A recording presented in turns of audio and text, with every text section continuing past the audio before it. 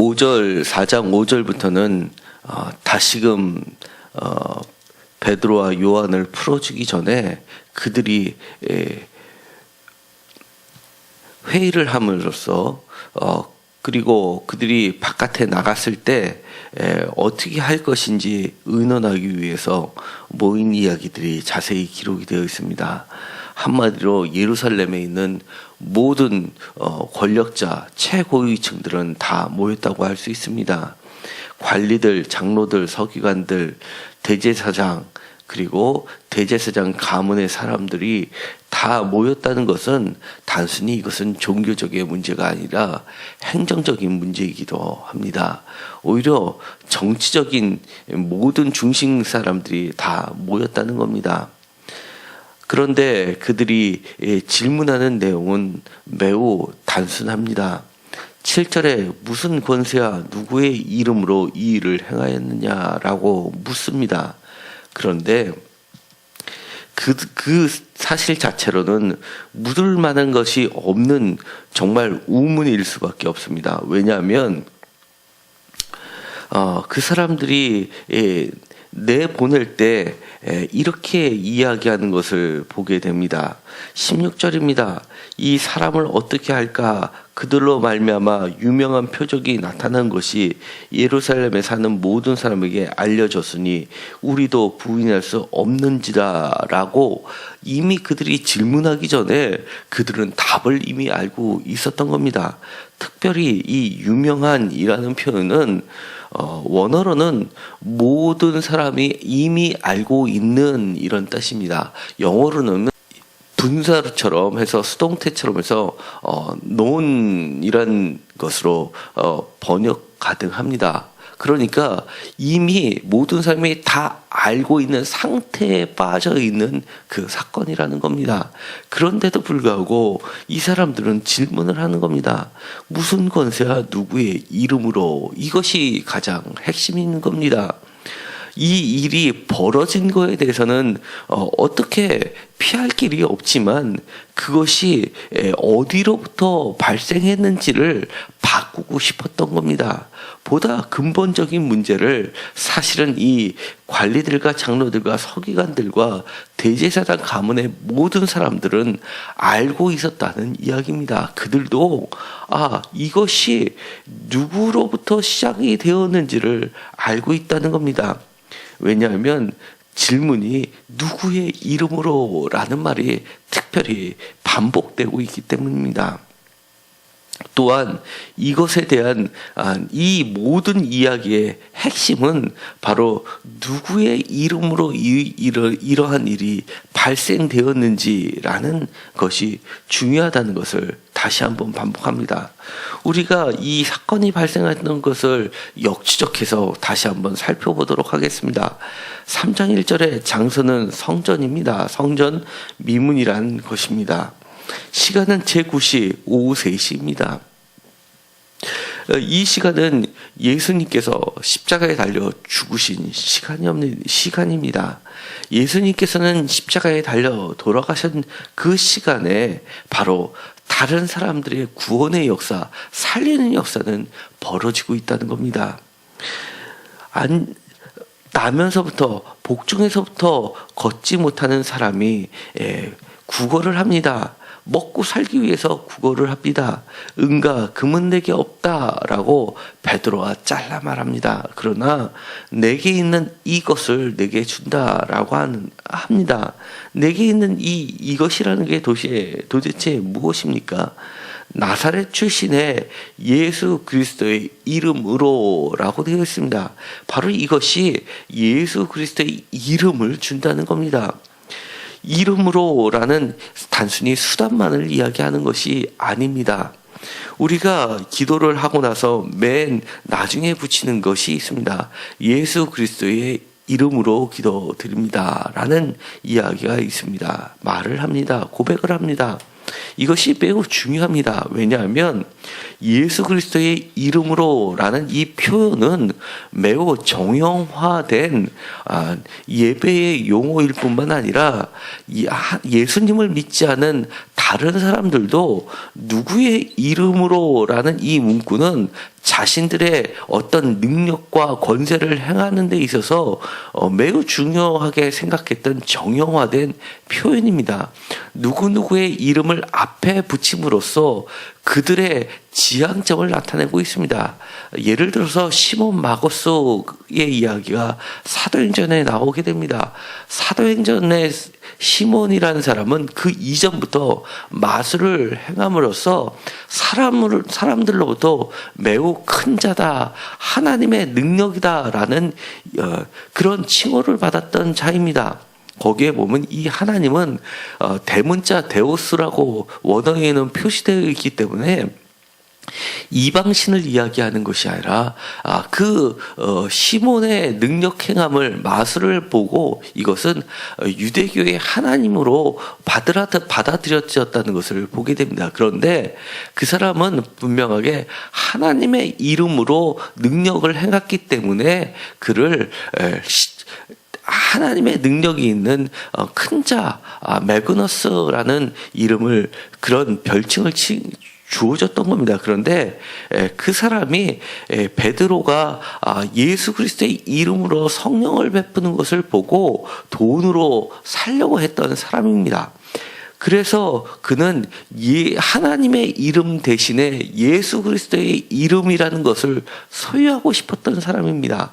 마찬가지로 이것에서도 핵심이 되는 것은 이 사람이 나사렛 출신의 예수 그리스도의 이름으로 걸으라라고 했었던 것 중에서 걸으라가 문제가 됐던 것이 아니라 하나님의 이름으로 걸으라라고 했다라고 하면은 아무런 문제가 없었을 텐데 예수 그리스도의 이름으로라는 표현 때문에 문제가 되기 시작했다는 것을 알 수 있습니다.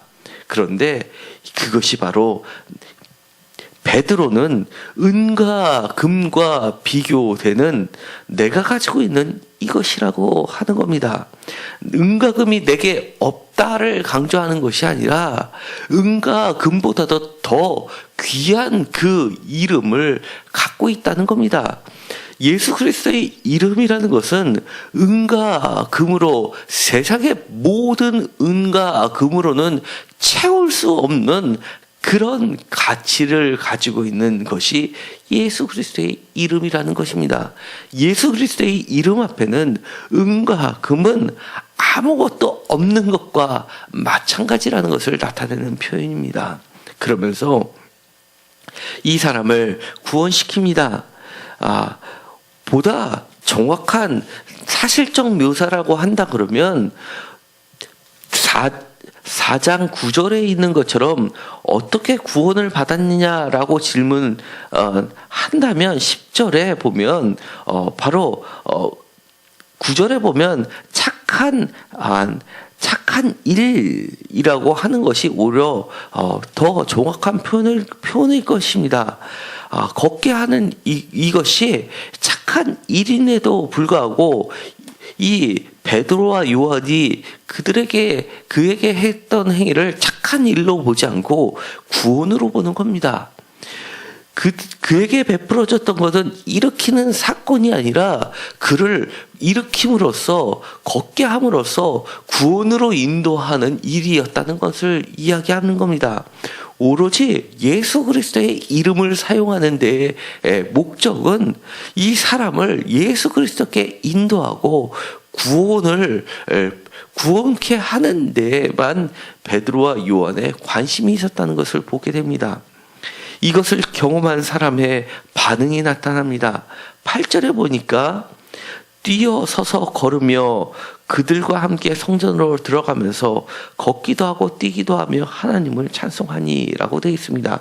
그 전에 보면 발과 발목이 곧 힘을 얻고라고 되어 있는데 원어에는 힘을 얻고가 수동태로 표현되어 있습니다. 특별히 성경에서 수동태로 표현되어 있다는 것은 하나님의 신적 수동태라는 전문적인 문법 용어를 사용하게 됩니다.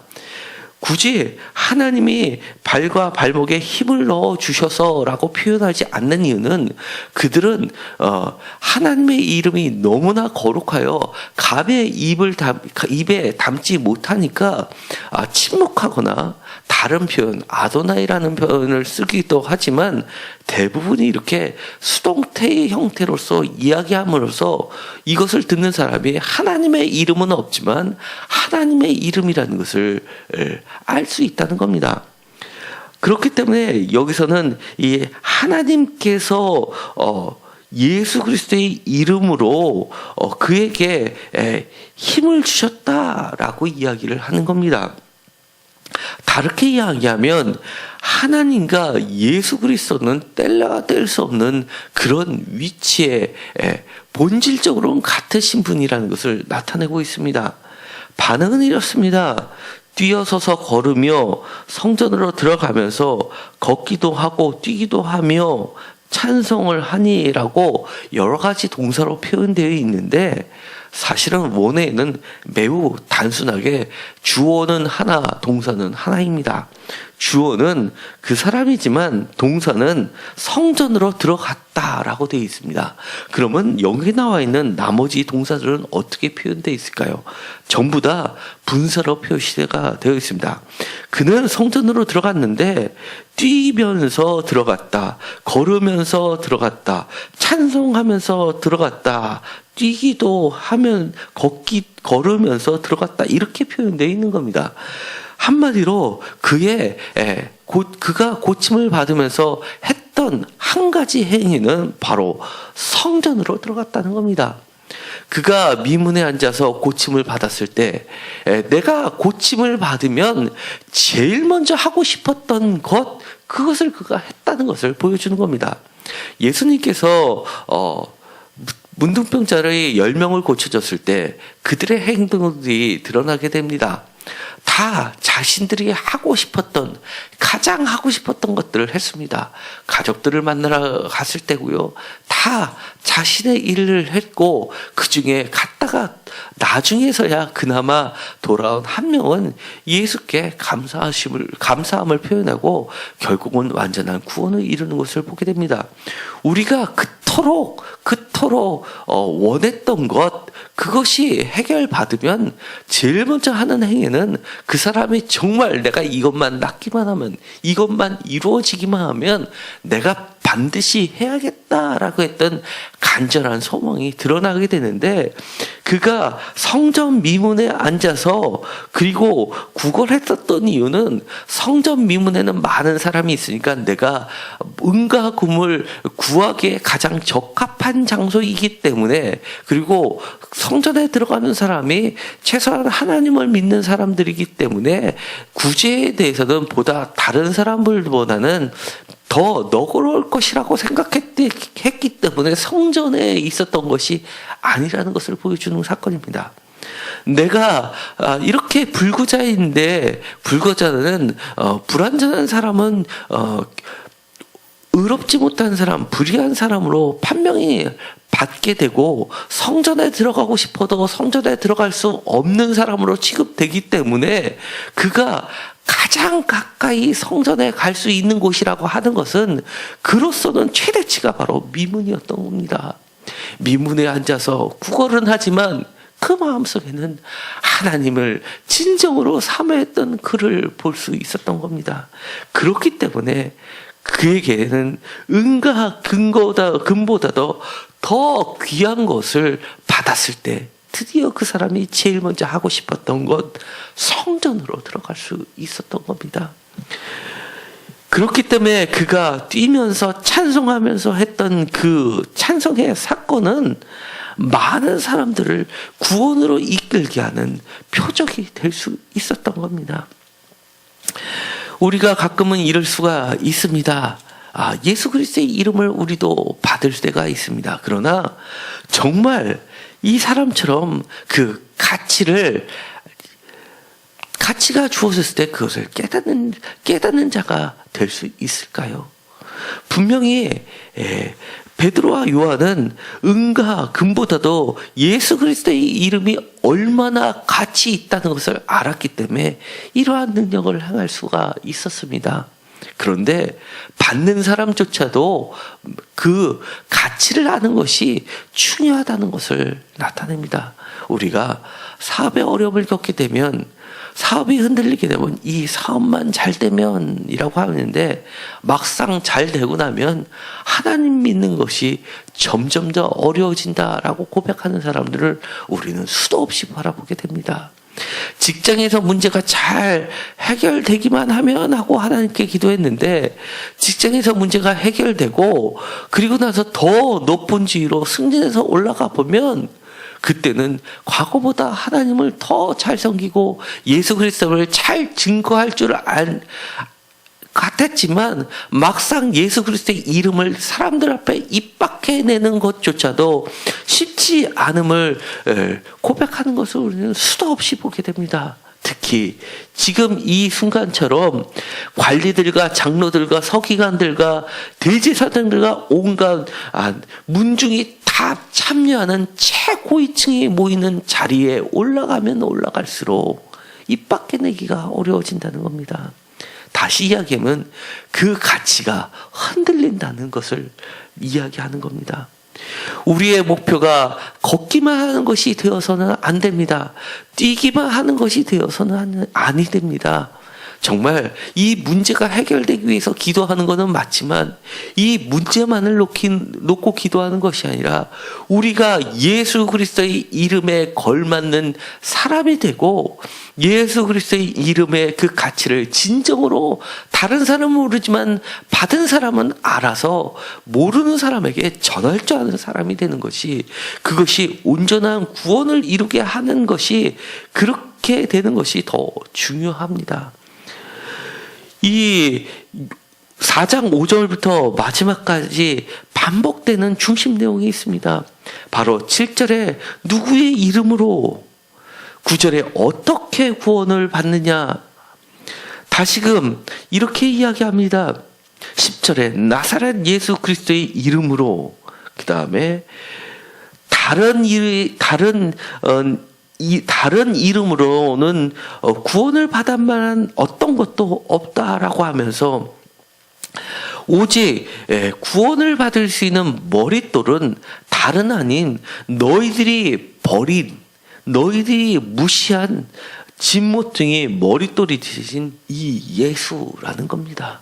그리고 그들은 이 예수의 이름을 막기 위해서 위협을 할 뿐만 아니라 다시 한 번 더 위협했다라고 이야기를 합니다. 21절에 다시 위협하여 놓아 주었다라고 그들은 재차 강조하고 있는 겁니다. 그럼에도 불구하고 17절에 이렇게 이야기합니다.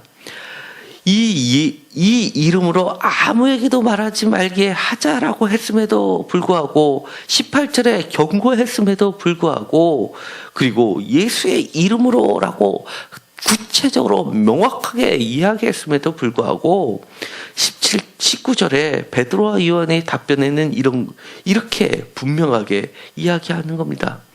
내가 너희의 말을 듣는 것이 옳겠느냐, 아니면 하나님의 말씀을 듣는 것이 더 옳겠느냐, 너희도 판단해 보라는 겁니다. 예수의 이름 안에만이, 그 안에만이 하나님의 진정한 뜻과 이름이 있다는 것을 이야기하는 겁니다. 적당히 예수 그리스도를 믿는 것이 하나님을 믿는 것인데 라고 하면서 예수의 이름을 빼고 하나님의 이름으로 라고 해도 다 하나님을 믿는 것이니까 별반 문제가 없지 않겠냐라고 어느 정도 타협할 수도 있을 것입니다. 그러나 정확하게 이야기합니다. 성전의 머릿돌은 예수 그리스도의 이름을 빼고서는, 머릿돌이 무너지면 모든 것이 무너지는 것처럼 예수 그리스도의 이름을 빼고서는 하나님을 이야기할 수 없다라는 것을 분명히 하는 겁니다. 이들의 태도는 분명합니다. 은과 금보다도 귀했던 그분의 이름 때문에 너희 대제사장 최고의 권력층보다도 내가 두렵지 않다라고 이야기를 하는 겁니다. 그러면서 우리가 보고 들은 것을 말하지 아니할 수 없다라고 분명하게 선을 긋습니다. 정말 우리는 예수 그리스도의 이름에 얼마나 가치를 두고 있습니까? 아니면 예수 그리스도의 이름보다도 더 가치 있는 것이 있다고 생각하십니까? 다시 말하면 예수 그리스도의 이름보다 더 무서운 것이 있습니까? 아니면 베드로와 요한처럼 예수 그리스도의 이름 외에는 그 어떤 것도 두려운 대상이 없습니까? 우리가 지금까지 보고 듣고 경험한 것들이 예수의 이름 안에 얼마나 많이 있습니까? 더 이상 우리는 그대로 있을 수가 없습니다. 예수 그리스도의 이름이 그만큼 귀하고 가치 있는 것이라고 우리도 인정한다면, 그리고 그것을 경험했다면 우리는 가만히 있을 수 없다는 것을 이야기합니다. 우리는 때를 얻든지 못 얻든지 예수 그리스도의 이름을 전하고 증거하는 자들이 되어야 될 줄 믿습니다. 마치 미문에 앉아있던 이 거린이 그 문제가 해결되자마자 제일 먼저 했던 것, 바로 성전으로 들어갔던 것, 그것이 우리의 삶이 되어야 될 줄 믿습니다. 기도하고 마치기로 하겠습니다. 하나님 감사합니다. 오늘도 우리는 예수 그리스도 이름 안에 놓여있는 하나님을 만나게 됩니다. 우리가 그 이름의 가장 귀한 그 가치를 지금까지 주님께서는 우리에게 보여주시고 경험해 주셨는데도 불구하고 우리가 다른 것들을 얻는 수단으로 삼지 않게 하여 주옵소서. 그 가치는 세상의 모든 것보다도 더 가치 있기 때문에 그 모든 것이 없어도 그것만으로도 예수 그리스도의 이름만으로도 충분하다는 것을 우리는 깨닫고 사는 존재입니다. 우리가 때를 얻든지 못 얻든지 그 가치를 경험했고 안다면은 그것을 전하는 자들이 되게 하여 주옵소서. 예수 그리스도의 이름으로 기도드렸습니다. 아멘.